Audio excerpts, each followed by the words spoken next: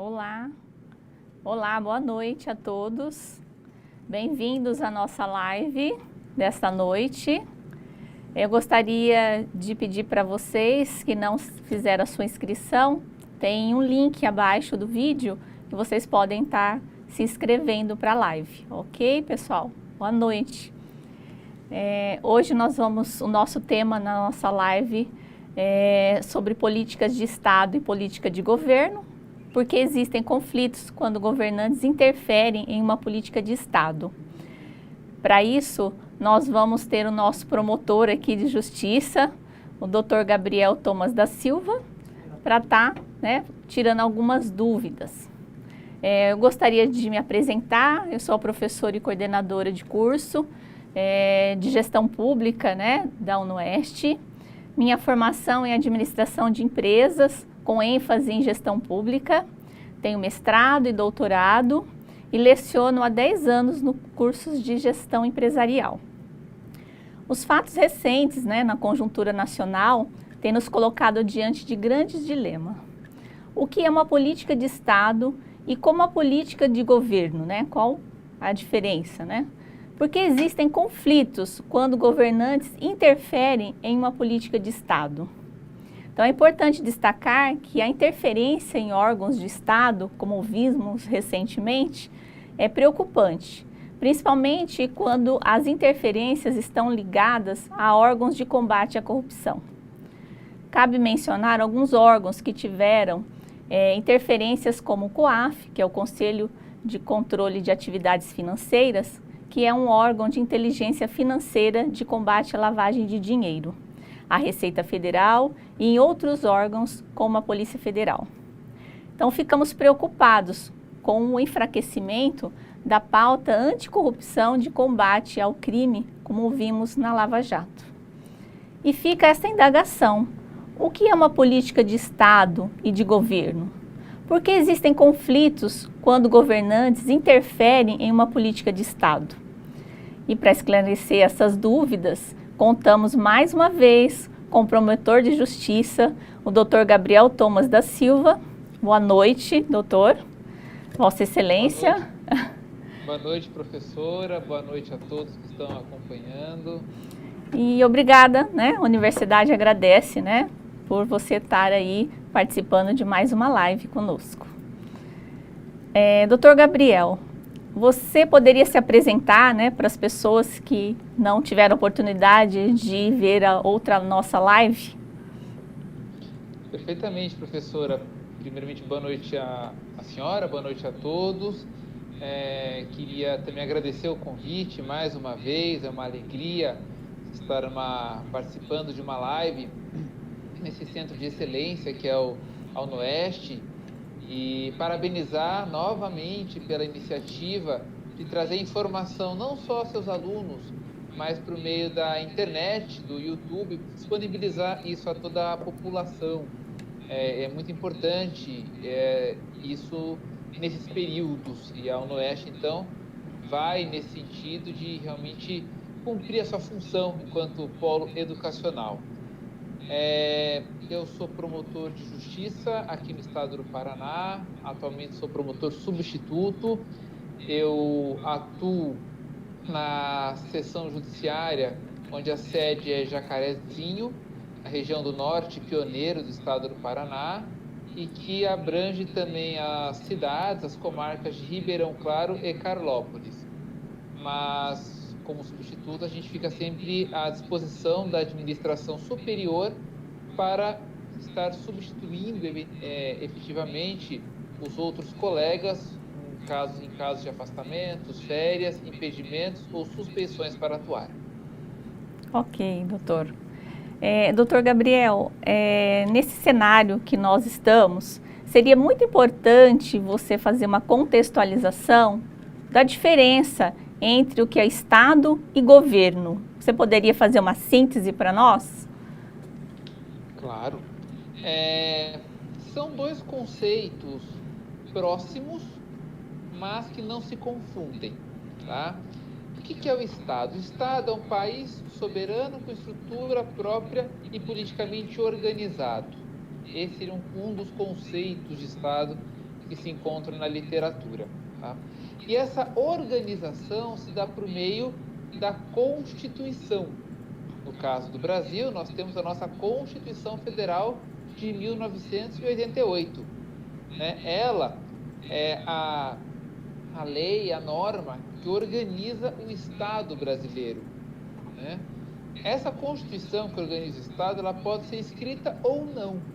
No caso do Brasil, temos uma Constituição escrita, assim como outros países, a exemplo dos Estados Unidos, da Alemanha, do México, mas essa Constituição ela pode ser costumeira, ela pode advir dos costumes de não ser escrita. E o maior exemplo que tem-se no mundo é o Reino Unido, onde não há uma Constituição escrita, mas há uma Constituição, há uma série de regras e normas que regem aquele Estado como um todo. O governo, por sua vez, é aquele que, como o nome fala, que governa, que dirige um Estado, né? E essas regras de como o governo vai conduzir, como ele vai dirigir esse Estado, estão na Constituição. Então, o que nós podemos perceber é que, na verdade, o governo ele está contido no Estado, já que o governo ele faz parte da organização política e administrativa que está prevista na Constituição. Então, novamente, eu vou fazer muitas remissões à Constituição, porque ela é a lei que regulamenta o Estado e que rege o governo. Tá? O Estado, ele é perene. O Estado tende a existir eternamente. Não há um termo que ponha fim ao Estado, uma condição que ponha fim ao Estado. O Estado, ele é perene. O governo, por sua vez, não. O governo, ele tende a ser transitório. Seja no caso do Brasil, com eleições, ou seja, no caso, vou valer novamente do Reino Unido, onde há monarquia de maneira muito forte, ainda que parlamentarista, mas há a figura da monarquia, onde haverá pela sucessão hereditária do monarca, né, que fatalmente o monarca ele tende a falecer, que é natural da humanidade, e outro virá. Então, veja que o governo, ele é transitório de uma forma ou de outra, o Estado não. E o governo, então, está ali para administrar, para gerir este Estado. Ok, doutor. E nessa situação, nós temos uma política de Estado e uma política de governo. Você poderia falar um pouquinho também?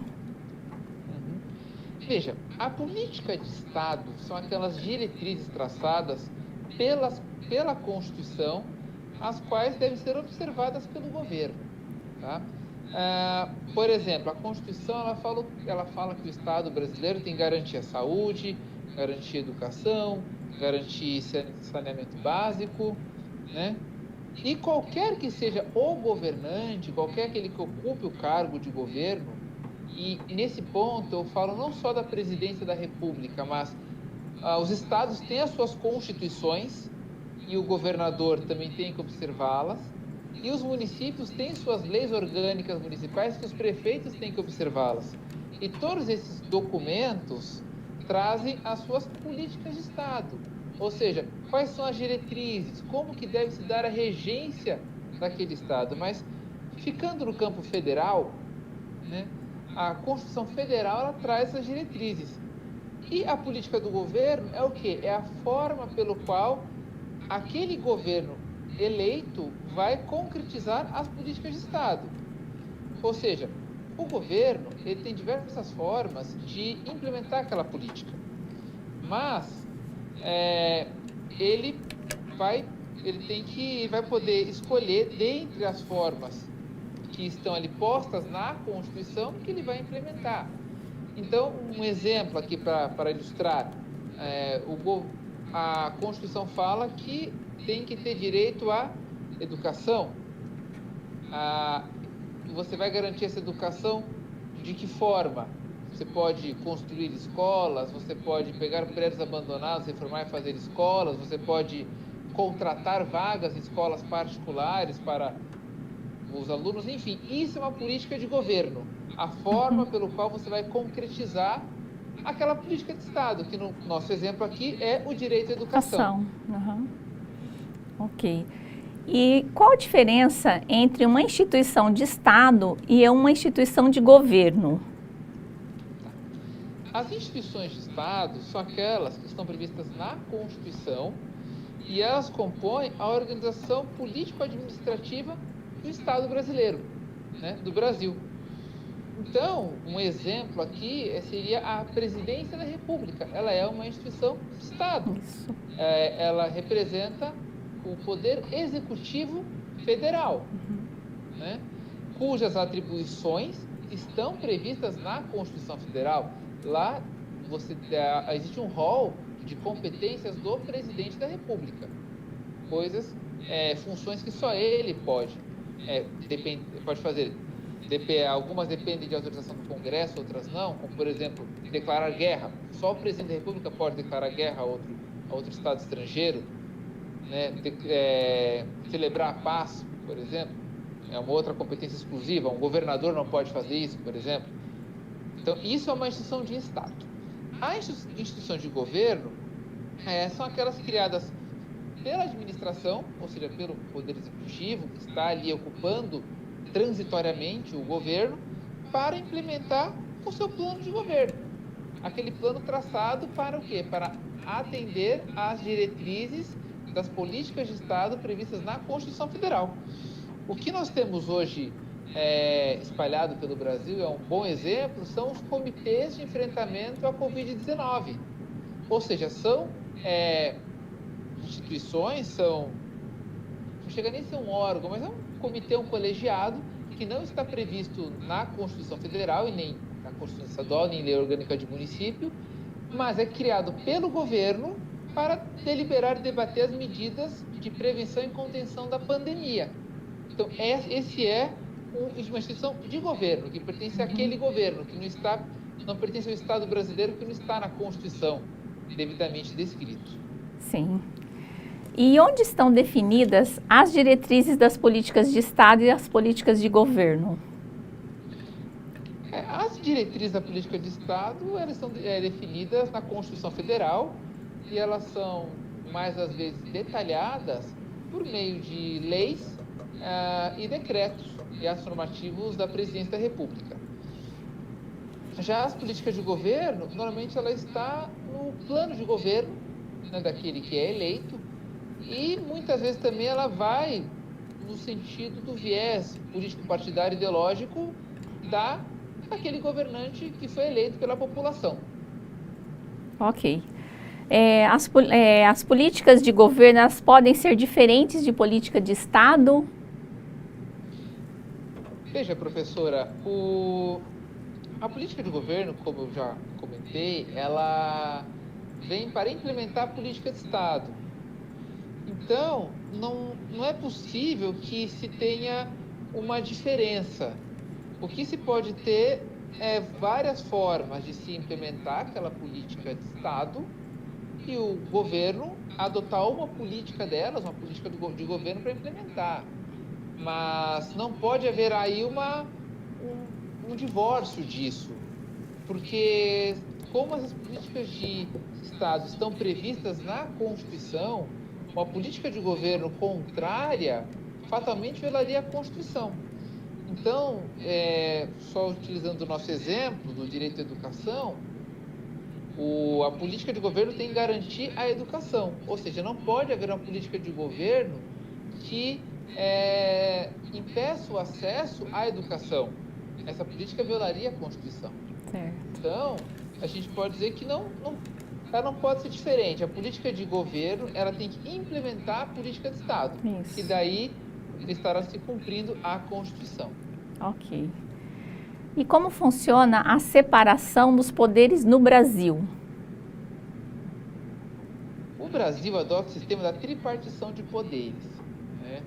Nós temos o artigo 2º da Constituição Federal, fala que são poderes harmônicos e independentes entre si: o Executivo, o Legislativo e o Judiciário.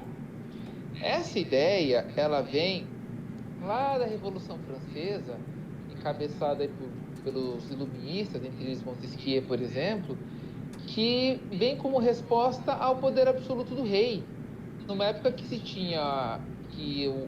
sai da Idade Média com o absolutismo monárquico, onde tínhamos um rei, um governante, que exercia todos os poderes, ou seja, todos os poderes eram concentrados numa única pessoa. Então o rei ele administrava, ele criava as leis e ele julgava. E se passa isso agora para uma tripartição de poderes, ou seja, nós temos 3 poderes: o executivo, cuja função típica é administrar, o legislativo, cuja função típica é legislar, e o judiciário, cuja função típica ela é julgar. Eu falo funções típicas porque é interessante que os três poderes podem fazer as três funções nos limites previstos na Constituição. Mas essa função é a função principal de cada poder. E aqui, só alguns exemplos para ilustrar. O Congresso Nacional, ele julga algumas autoridades, entre elas o Presidente da República, por crime de responsabilidade, ou seja, uma atividade típica do Poder Judiciário sendo exercida pelo Poder Legislativo. Um outro exemplo é quando o Presidente da República expede um decreto, ele está normatizando. É uma atividade típica do Poder Legislativo. Mas é importante também que essas funções atípicas, como a gente chama, elas são sim disciplinadas pela Constituição Federal e aquele poder ele pode exercê-la nos limites da Constituição. Doutor Gabriel, algum poder pode intervir no outro? E qual o nível de independência, né, dos três poderes brasileiros? Ótimo. Veja, professora, os poderes são harmônicos e independentes entre si. Isso a Constituição ela prevê. No entanto, a Constituição também prevê que os poderes não são ilimitados. Então, se adota o que se chama na doutrina de sistema de freios e contrapesos. O que significa isso? Para evitar que um poder seja muito mais forte, que ele se sobreponha aos demais e ele venha a se tornar absoluto, porque, veja, a tripartição dos poderes surge para evitar a concentração de poderes num único ente, numa única instituição. Então, para evitar que haja essa sobreposição, há um sistema onde um poder ele controla e fiscaliza o outro, sem adentrar na sua esfera de competências e atribuições constitucionais. Então, não seria simplesmente uma interferência, mas seria um controle. E esse controle, que seria um controle dos excessos, ele também está previsto na Constituição Federal. Então, eu trouxe aqui alguns exemplos. Quando se é editada uma lei, o presidente pode vetar. Trata-se de um controle do presidente da República a um ato do Poder Legislativo. No entanto, o próprio Legislativo pode derrubar o veto presidencial, ou seja, é um controle do Legislativo sobre uma atividade do Executivo. Um outro exemplo, o Judiciário, ele analisa, ele julga a constitucionalidade dos atos editados pelo Poder Executivo, por meio de decretos, resoluções e seus atos normativos, e também o Poder Judiciário pode analisar a constitucionalidade das leis editadas pelo Poder Legislativo. Um outro exemplo também de controle, quando se oferece denúncia contra o Presidente da República, o Supremo Tribunal Federal, por crime praticado no exercício do mandato, cabe ao Congresso Nacional autorizar o processamento ou não do Presidente da República. Então, veja que os poderes eles são livres, eles são harmônicos entre si, mas não são ilimitados. A Constituição prevê esse sistema de freios e contrapesos justamente para evitar que haja um abuso, que haja um excesso de um poder. E sempre ele poderá exercer o controle do poder do outro, nos limites e na forma que está na Constituição. Muito bem. Doutor Gabriel, como se dá a organização administrativa do Poder Executivo, né? E qual o fenômeno, né? Como se dá o fenômeno da desconcentração administrativa? Poderia explicar para nós? Lógico. Veja, professora, o Poder Executivo, ele é encaminhado, e aqui vamos valer do âmbito federal. O Poder Executivo ele é chefiado, ele é regido pelo Presidente da República, que é o chefe do Poder Executivo, que chefia a administração nacional, federal.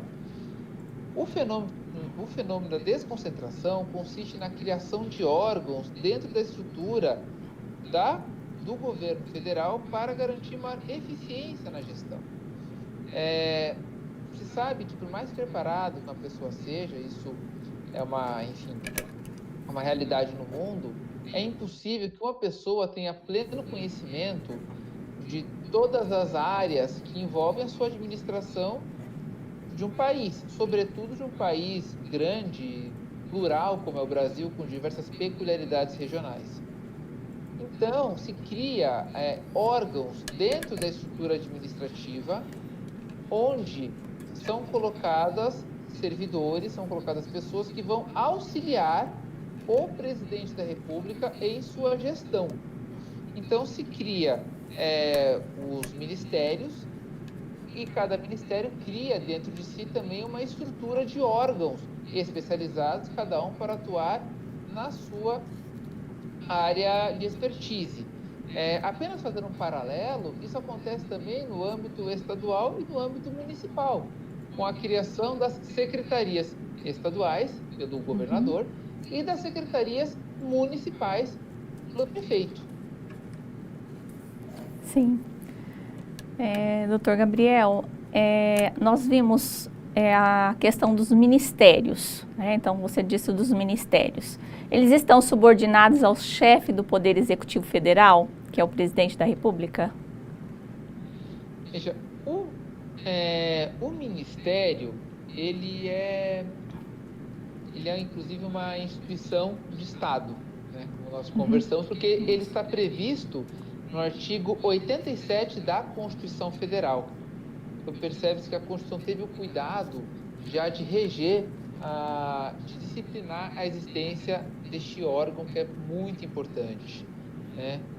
Ele é um órgão do Poder Executivo que auxilia o presidente e não há uma subordinação no sentido hierárquico, porque dentro da administração pública, o conceito de subordinação implica em que o superior pode dar ordens e que são obrigatórias ao seu subordinado. Ou seja, o subordinado não pode deixar de acatar ou deixar de cumprir a ordem de um superior.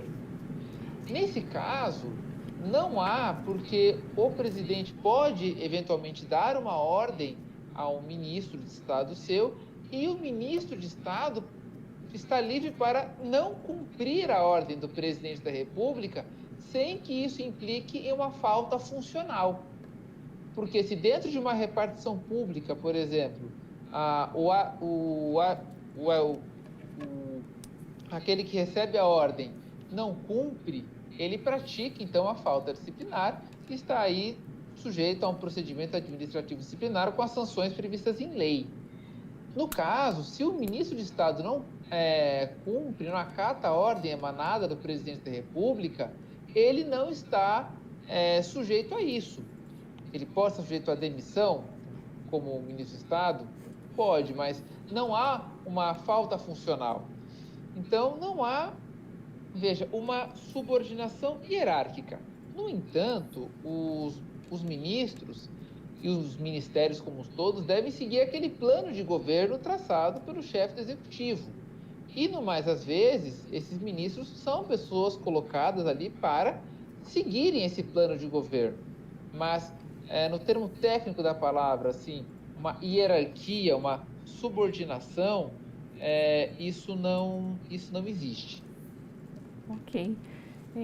No atual governo, a gente observa mudanças, né, nos ministros, né, do Estado, de alguns ministros. Isso tem ocorrido, né, constantemente. Então, isso é interessante trazer nessa pauta, né, para discussão, que é muito legal. No caso, os ministros de Estado, quem escolhe, né, no caso, é o do Poder Executivo? É isso? É o chefe do Poder Executivo? Isso, professora. Quem escolhe é o presidente da República.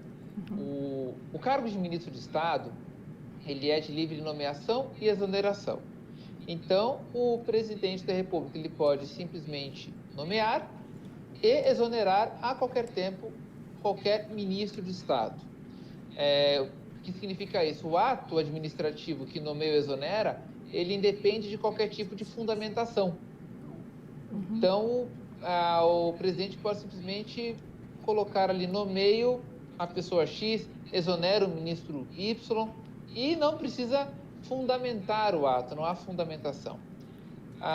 No entanto, há alguns requisitos para ser ministro de Estado que estão no artigo 87 da Constituição Federal, que é o quê? Ser brasileiro, maior de 21 anos e estar no exercício de direitos políticos. E que se depende disso, aquele que está com direitos políticos suspensos ou cassados não pode ser ministro de Estado. Um exemplo, aquele que é condenado criminalmente, um dos efeitos da condenação é a suspensão dos direitos políticos. Logo, ele não pode ser ministro de Estado. E uma curiosidade interessante é que o ministro de Estado da Defesa deve ser brasileiro nato.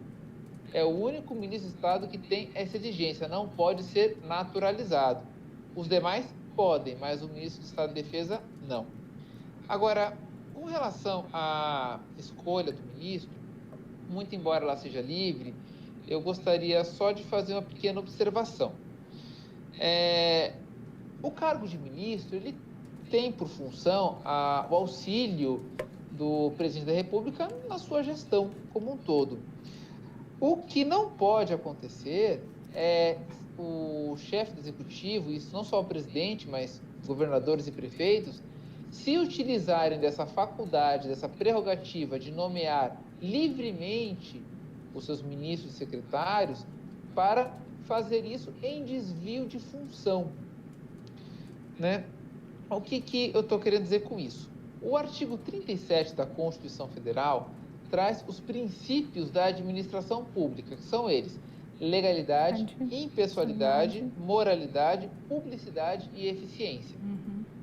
A escolha do ministro de Estado deve observar estes princípios também, pois é um ato administrativo e está sujeito aí à regência da Constituição Federal.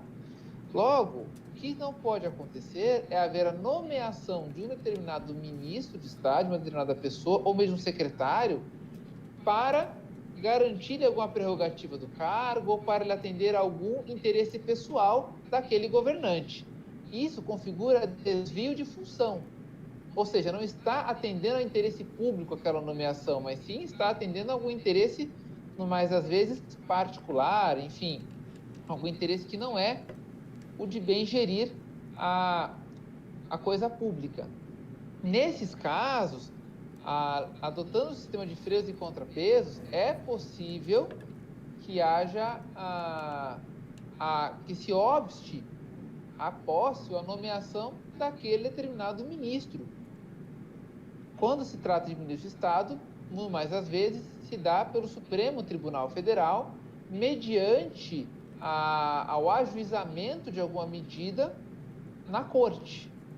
Então, nesse caso, não se trataria de uma interferência do Supremo Tribunal Federal, do Poder Judiciário, no Poder Executivo, mas sim do sistema de freios e contrapesos funcionando para impedir um excesso.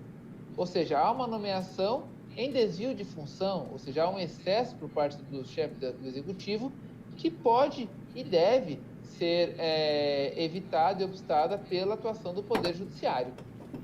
Sim. Doutor Gabriel, a Polícia Federal, ela é uma instituição de Estado ou uma instituição de governo? A Polícia Federal, professora, ela é uma instituição de Estado, enquanto está prevista na Constituição Federal, no artigo 144, parágrafo 1º. E ali a Constituição fala que a Polícia Federal é órgão permanente, ou seja, na doutrina constitucional se fala que a Constituição não tem palavras inúteis. Então, se ele fala que ela é um órgão permanente, significa que é um órgão que não pode ser extinto, não pode ser revogado, não pode ser, de qualquer forma, tender a sua revogação, vamos dizer assim. Ainda que exista no papel a Polícia Federal, se esvazie completamente suas atribuições, seria uma extinção do órgão. Então, é um órgão permanente, está na Constituição e, estando ali com as suas prerrogativas e suas atuações, é um órgão de Estado. E a Constituição, inclusive, traz as competências da Polícia Federal, que basicamente são a apuração de crimes federais, atuar como polícia judiciária da União e exercer a polícia marítima, aeroportuária e de fronteiras. Por isso que quando alguém vai fazer alguma viagem internacional, seja ela por meio terrestre, marítimo ou aeronáutico, quem vai fazer o controle de entrada e saída do país é a Polícia Federal. E isso acontece por quê? Porque está na Constituição Federal, que é a atribuição deste órgão. Então, é uma instituição de Estado, que é criada pela Constituição para o Estado brasileiro. Muito bem. No caso, a Polícia Federal, nós estamos vendo constantemente, né, os jornalistas, né, trazendo várias notícias envolvendo a questão do diretor-geral da Polícia Federal, né? Então, você poderia comentar um pouco sobre essa questão da Polícia Federal, se ela está subordinada a algum ministério, e como que se dá a escolha desse diretor-geral da Polícia Federal? Veja, a Polícia Federal, enquanto uma instituição de Estado, ela não está subordinada no caráter hierárquico disciplinar a nenhum órgão ou ministério. A Polícia Federal, o que nós chamamos, ela tem uma subordinação técnica ao Ministério da Justiça. Ou seja, ela está tecnicamente ligada ali a essa pasta, a esse ministério. Mas o delegado-geral da Polícia Federal ou qualquer outro integrante da Polícia Federal não está aí hierarquicamente abaixo do ministro. O que significa dizer, se o ministro da Justiça dá uma ordem ao delegado-geral da Polícia Federal, esse, no mais às vezes, não está obrigado a cumprir sob pena de uma falta disciplinar. Tá? Então, não há essa subordinação hierárquica, mas há uma subordinação, uma ligação técnica. Porque a Polícia Federal deve ser um órgão autônomo para cumprir as suas competências constitucionais.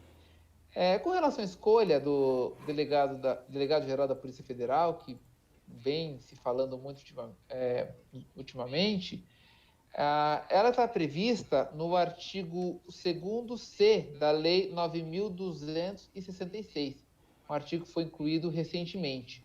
E lá fala o seguinte, que esse delegado será escolhido pelo presidente da República dentre aqueles delegados que estão na classe especial da carreira, que são aqueles que têm mais de 15 anos de casa.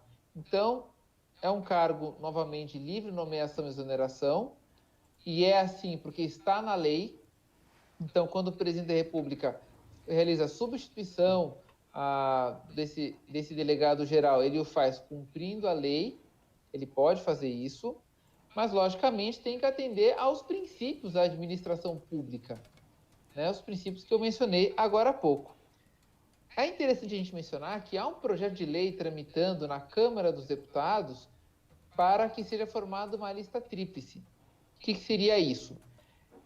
Entende os parlamentares que propuseram esse projeto de lei que, da forma como está hoje, enfraquece um pouco a Polícia Federal, porque o chefe executivo pode, a qualquer momento, trocar o seu dirigente geral, o seu diretor geral.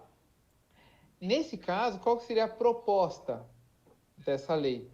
Assim como em outros órgãos, que os próprios delegados elaborem uma lista tríplice por meio de voto, ou seja, se votaria, os delegados escolheriam quem que eles querem no comando, e os 3 mais votados são levados à escolha do presidente da República, que fará a escolha dentre esses 3. Isso é apenas um projeto de lei que está em trâmite hoje, é o projeto de lei 2167 de 2020, se não me falha a memória, o número é esse, tramita hoje na Câmara dos Deputados, e temos que acompanhar.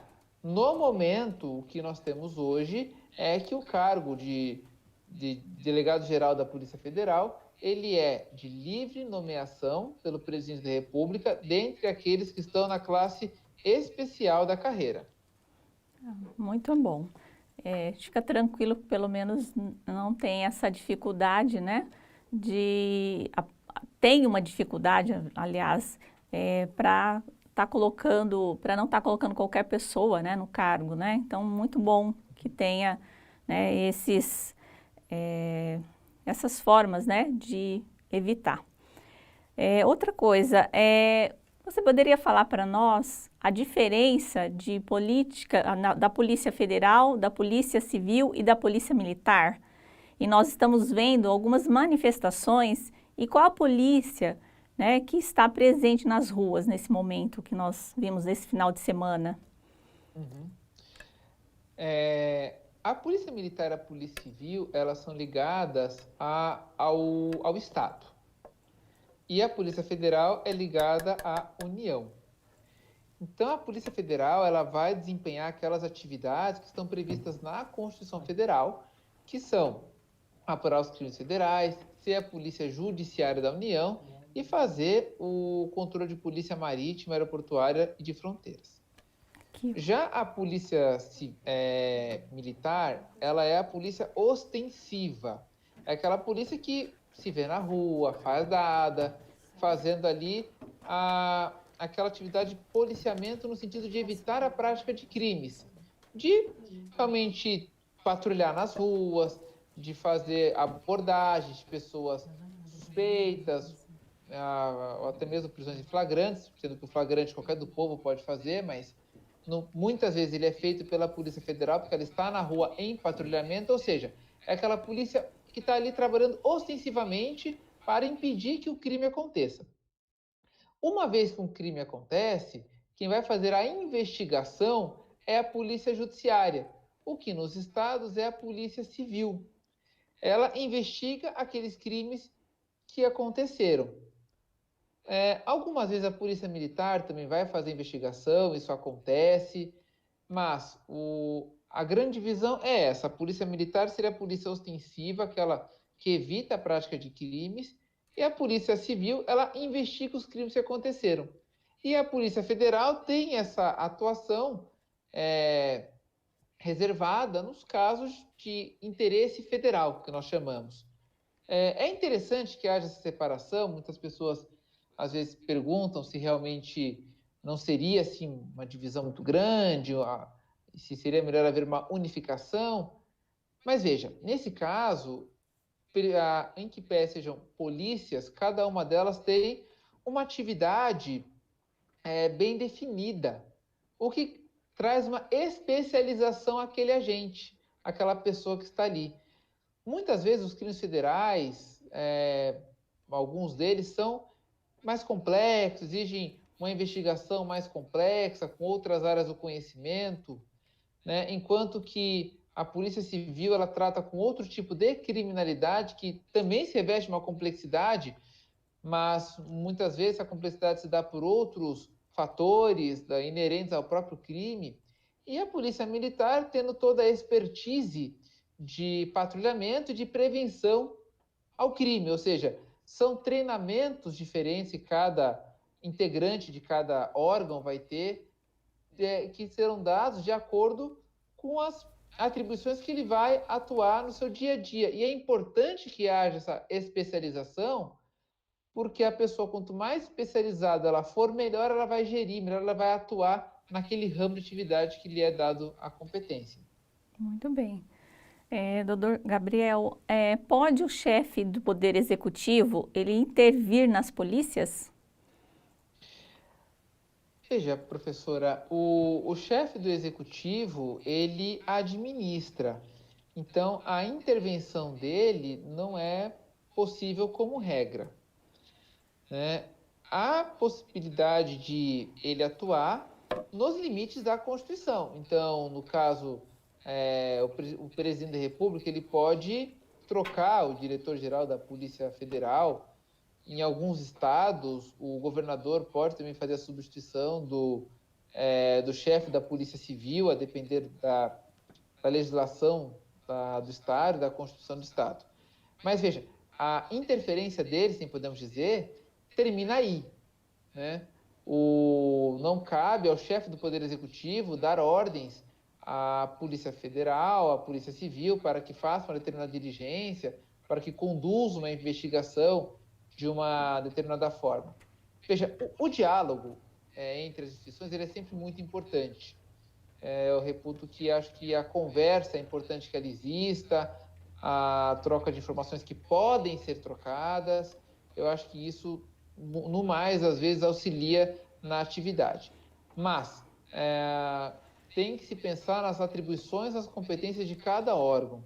Ou seja, não se cabe uma intervenção direta do chefe do executivo na polícia, no sentido de ele decidir quais diligências têm que ser feitas, como se deve conduzir os trabalhos. Isso tem que respeitar a independência daquele órgão, ou seja, a interferência vai até onde a Constituição permite, não pode ir além. Certo. No atual cenário que nós estamos, há o risco, né, da Polícia Federal ficar enfraquecida, né, no combate à corrupção?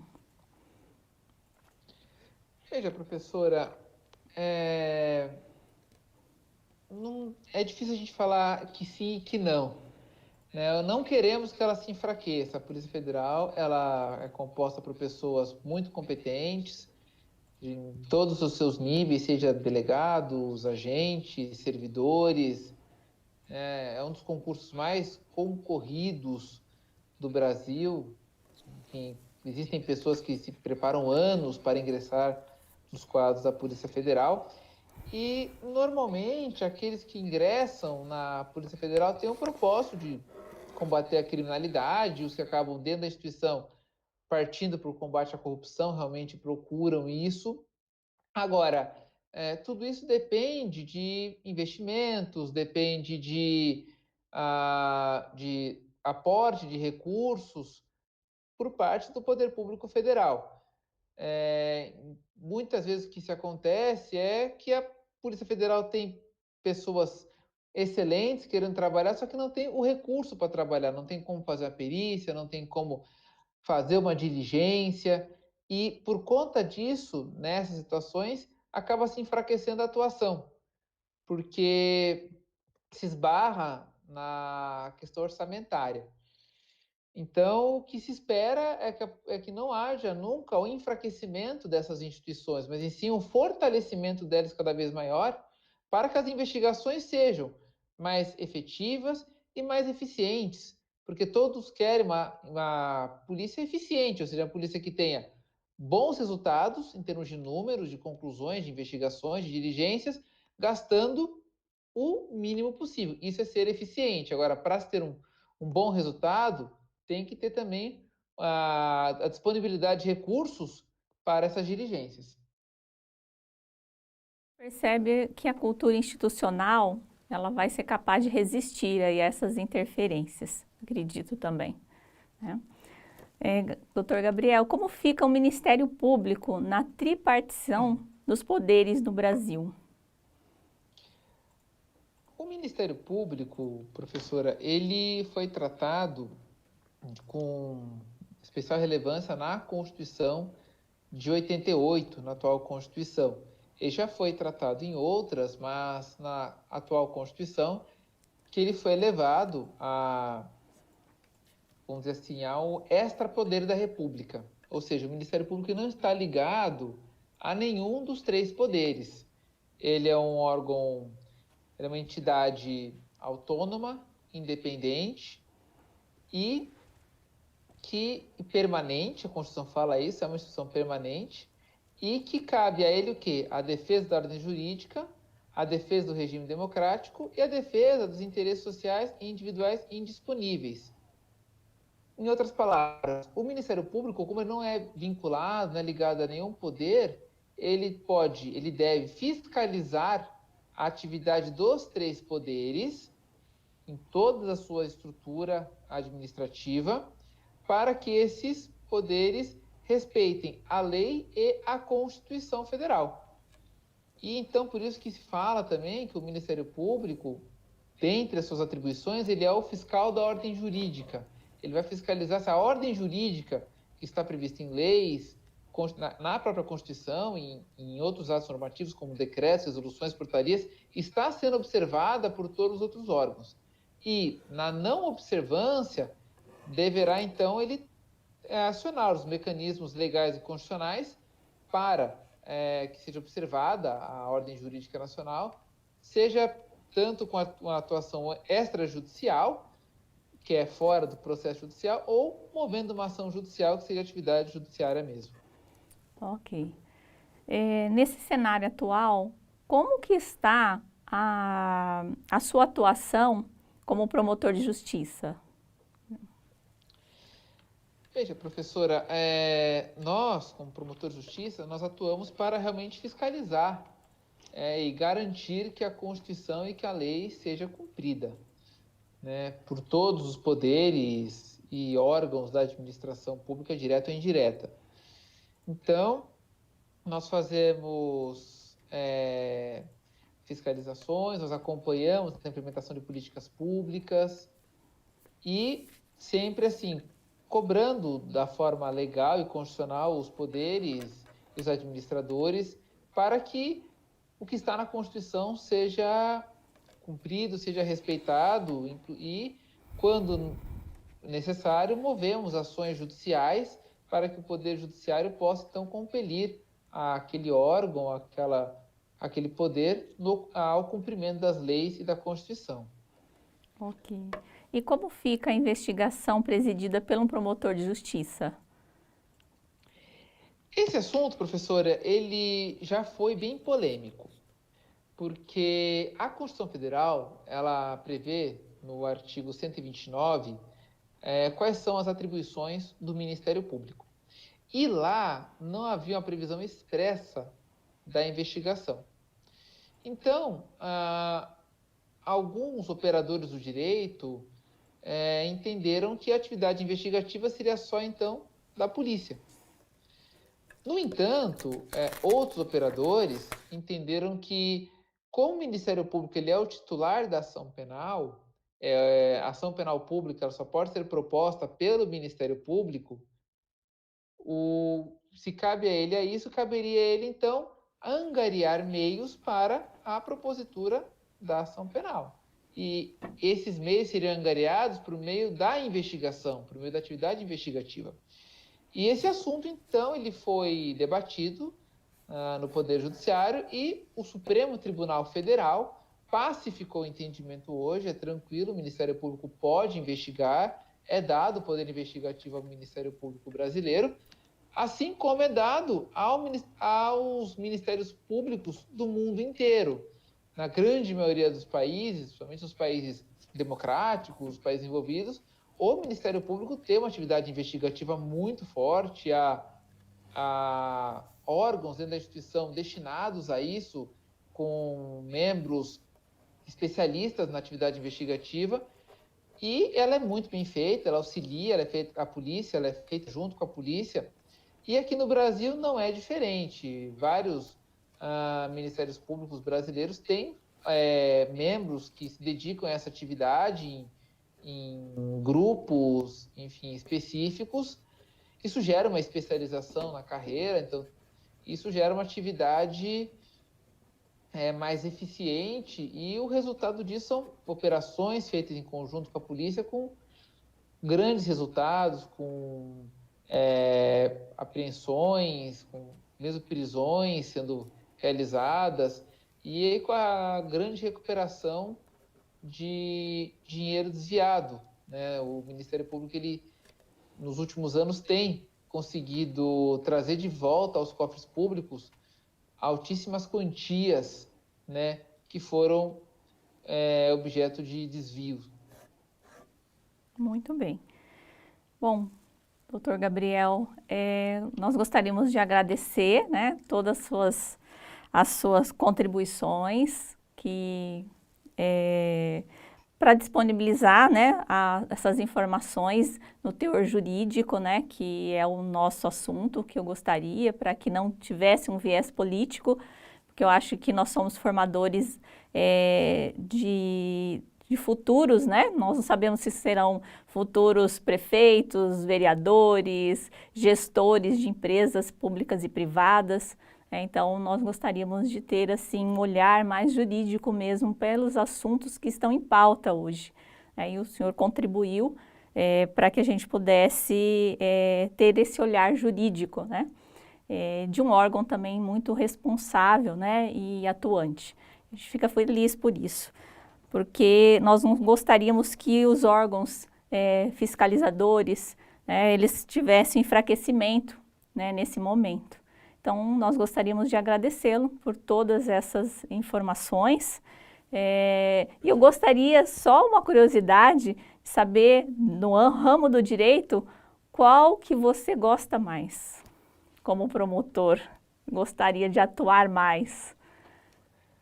Veja, professor, eu agradeço muito o convite, é uma alegria fazer parte aqui da instituição, sinto muito honrado com o convite, com a disponibilidade de todos vocês nessa noite, agradecer também a todos que acompanharam a, a nossa transmissão, e dizer que realmente eu trago um olhar jurídico, né? Enfim, são assuntos que a gente trata no dia a dia, né? Enfim, são questões que são trazidas para nós, a promotoria, no nosso cotidiano, e são questões que beiram a política, a gente sabe disso, não se desconhece, mas o que eu costumo dizer é o seguinte: eu consigo fazer uma análise jurídica da questão.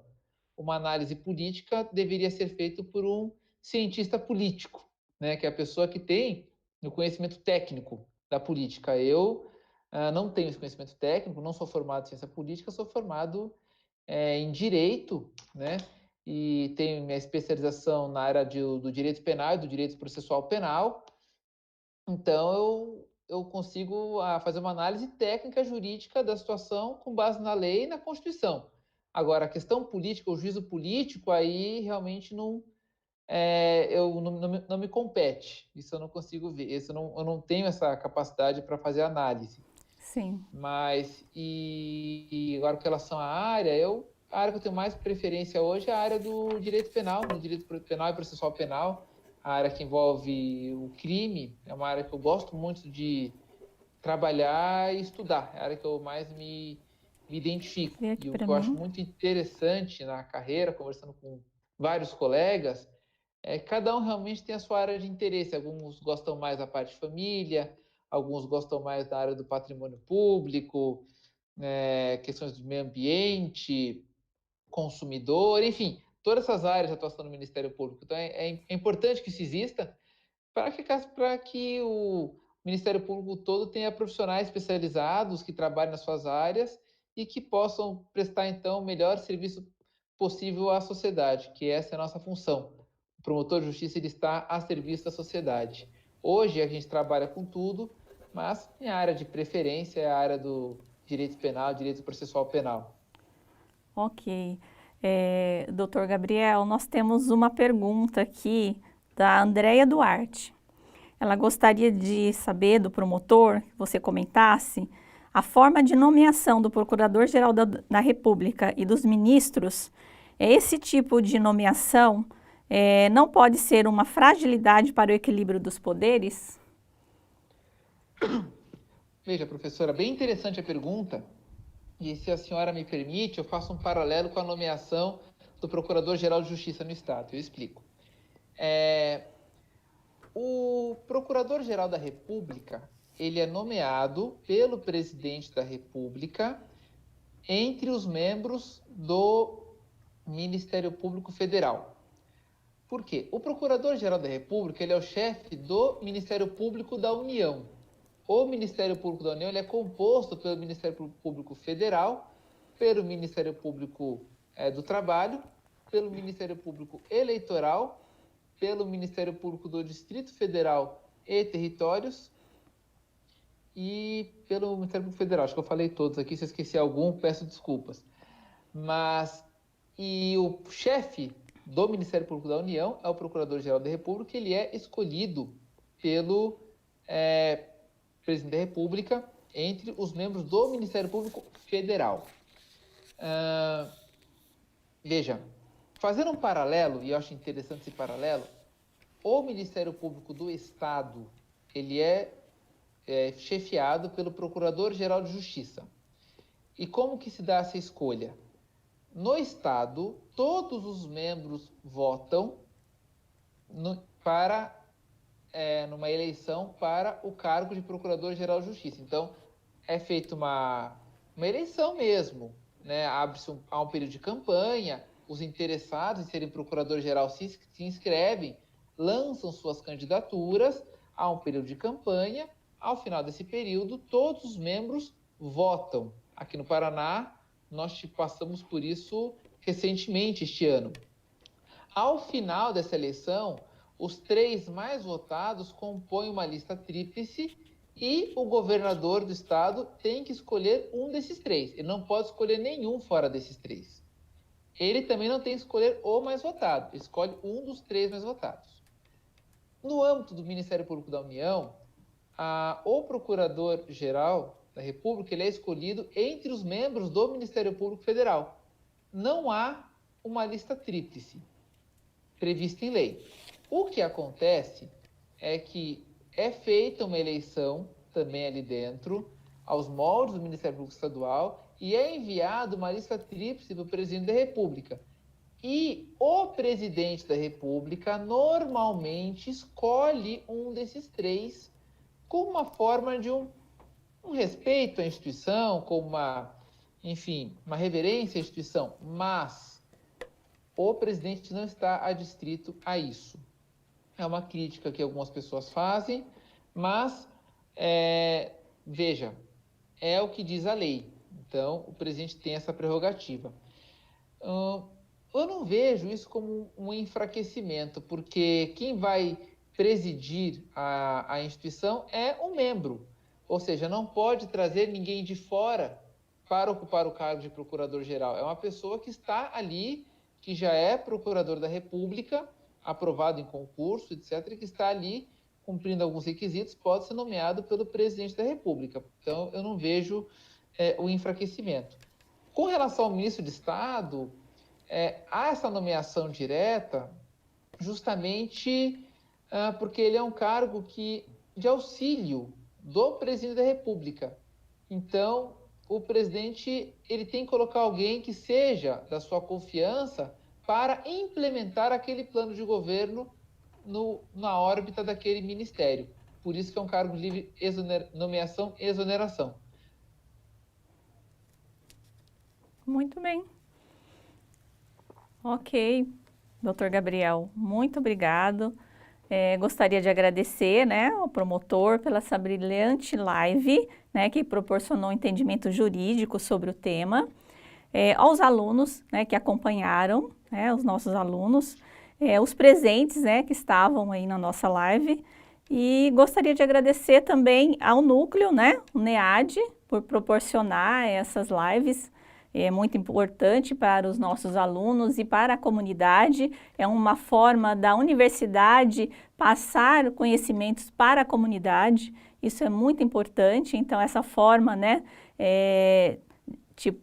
EAD, né, nós podemos dizer assim, remota, né, sai os muros da universidade, né, ela passa os muros da universidade. Isso é muito importante, principalmente agora no tempos de pandemia. Então, gostaria de agradecer a sua disponibilidade, tá? E, muito obrigada. Você pode encerrar também aí. Eu que agradeço, professora, agradeço a toda a UNOeste e fico sempre à disposição aqui para o que for necessário. Uma boa noite para a senhora e para todo mundo. Ok. Boa noite.